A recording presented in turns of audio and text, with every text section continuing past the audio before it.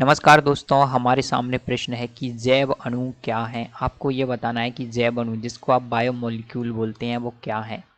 तो दोस्तों, हम सभी लोग जानते हैं कि मानव का एवं पौधों का एवं वन्य जीव जंतुओं का शरीर अनेक प्रकार के रासायनिक पदार्थों से मिलकर के बना होता है।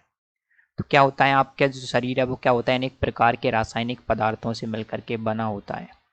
तो क्या होता है, मानव के शरीर एवं पौधों के शरीर में अनेक प्रकार के ऐसे कार्बनिक पदार्थ पाए जाते हैं जो क्या होते हैं, जीवन की वृद्धि एवं अनुरक्षण के लिए आवश्यक होते हैं।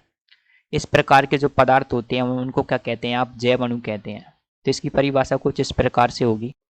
तो दोस्तों, जैव अणु क्या होते हैं कि मानव शरीर के अंदर पाए जाने वाले जटिल कार्बनिक अणु क्या होते हैं, मानव शरीर के अंदर पाए जाने वाले जटिल कार्बनिक अणु जो मानव की शरीर संरचना में महत्वपूर्ण भूमिका निभाते हैं तथा विभिन्न प्रक्रियाओं जैसे कि वृद्धि वृद्धि अनुरक्षण आदि के लिए अत्यावश्यक होते हैं, वो क्या होते हैं, जैव अणु कहलाते हैं। जैसे कि इनके एग्जाम्पल ले सकते हैं आप, उदाहरण के तौर पर ले सकते हैं आप कार्बोहाइड्रेट।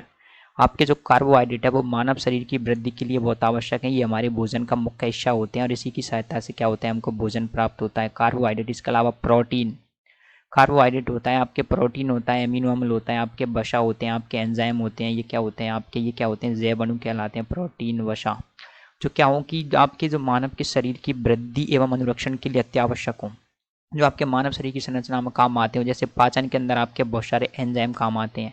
पाचन तंत्र में जब क्या होता है, व्यक्ति के अंदर जब क्या होता है, नई संतति उत्पन्न होती है तो उसके अंदर जो उसका जो उसके लक्षण होते हैं उसको निर्धारित करने में डीएनए काम आता है और डीएनए बना रहता है आपके प्रोटीन से। डीएनए व आरएनए काम आते हैं। तो ये क्या होते हैं, सभी क्या होते हैं आपके क्या होते हैं, जैव अणु कहलाते हैं। जैसे कि आपके जितने भी विटामिन होते हैं वो क्या होते हैं, शरीर की वृद्धि के लिए बहुत आवश्यक होते हैं, वो क्या होते हैं, ये सभी आपके जैव अणु कहलाते हैं। इसके अलावा आपके जो एंजाइम होते हैं, विटामिन होते हैं, एंजाइम होते हैं आपके, और जो कार्बोहाइड्रेट होते हैं, प्रोटीन होते हैं, वसा होते हैं, वो क्या कहलाते हैं, आपके जैव अणु कहलाते हैं। तो उम्मीद है दोस्तों आपको जैव अणु की परिभाषा समझ में आई होगी। जैव अणु क्या है, तो जैव अणु वे कार्बनिक यौगिक होते हैं, वो क्या होते हैं, जो जटिल कार्बनिक यौगिक होते हैं, जो क्या करते हैं, आपके मानव के शरीर की वृद्धि एवं अनुरक्षण के लिए एवं विभिन्न प्रकार की जैव प्रक्रियाओं के लिए अति आवश्यक होते हैं, वो आपके जैव अणु कहलाते हैं। उम्मीद है आपको समझ आया होगा। Thank you.